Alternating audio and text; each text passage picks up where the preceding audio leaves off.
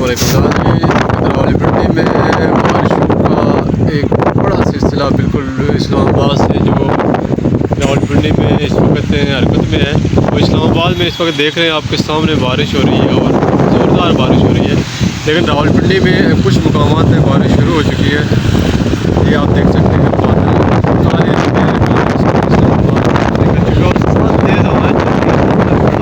भी मुश्किल है।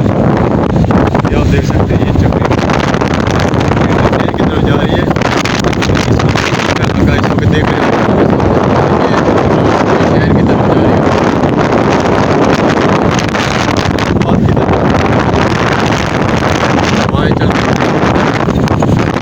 देखा जाए तो ये देखिए इंटरचेंज और पीछे ये गाँव है, फिर नीला धुला इंटरचेंज, फिर अडयाला इस तरफ ये गाँव है।